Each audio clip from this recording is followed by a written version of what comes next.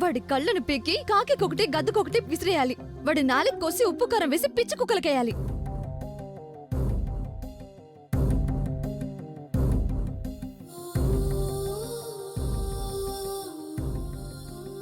Sorry అండి, నా మూలంగా మీరు సఫర్ అవుతున్నారు.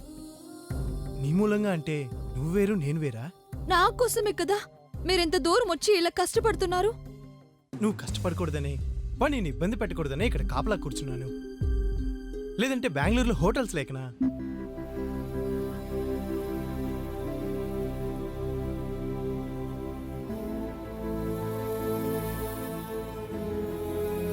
ఎలాగండి ఈ రాత్రి మీకు ఎలా గడుస్తుంది?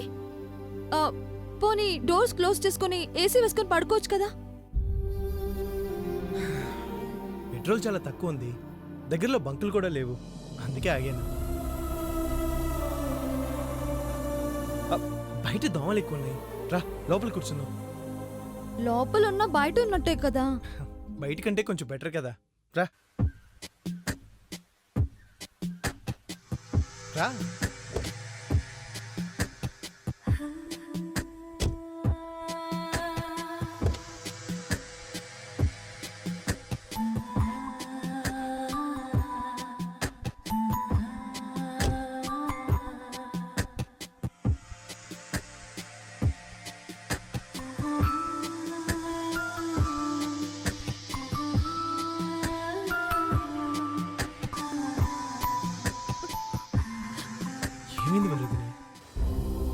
ఏంటండి మనకి దౌర్భాగ్యం?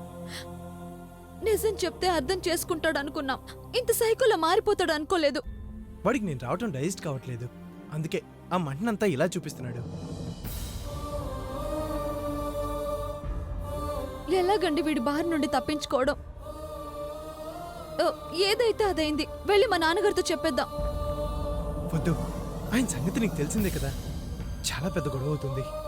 ఇది నీ విషయం కాబట్టి తట్టుకోలేడు. నా మూలంగా నీకు మీ నాన్న కూడా దూరం అయిపోతే ఇక మనం కలిసున్నా జీవితాంతో నేను ఆ గిల్టీ ఫీలింగ్తోనే బతకాలి.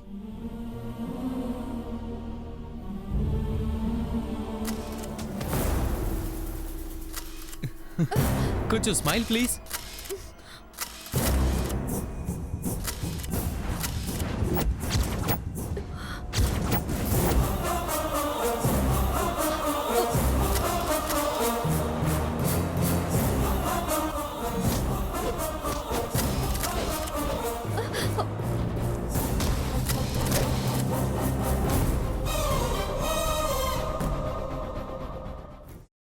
అమ్మా, అలాంటి వాళ్ళది నిజమైన ప్రేమ కాదు, అది వ్యామోహం. ఎగ్జాక్ట్లీ చిన్నత్త, నిజంగా ప్రేమించుకున్న వాళ్ళు అలా చేయరు. ఎంత మనసు విరిగిపోతే కన్న కూతుర్ని పట్టుకొని మా దృష్టిలో చచ్చిపోయా ఉంటుందా తల్లి? అది సరే అమ్మా, తన కూతురుతో తన మాట అనేటప్పుడు ఆమె మాటల్లో వ్యథ, కళ్ళల్లో బాధ గమనించావమ్మా? పెద్దబాబుకు బర్త్డే విషెస్ చెప్పు కూడా వెళ్ళాం కదా. ఊరికే ఎలా కాలిపోతుంది? మంట పెడితేనో పడితేనో తగలబడుతుంది.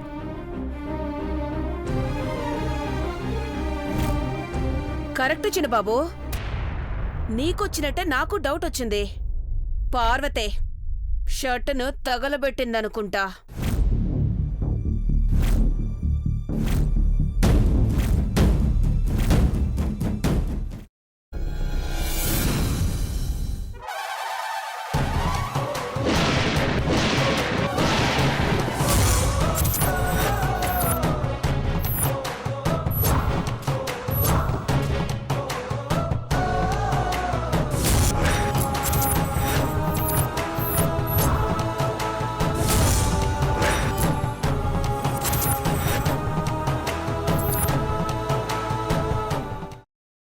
తర్వాత పొట్టు తీసేసి చాప్ చేసి పక్కన పెట్టుకోవాలి.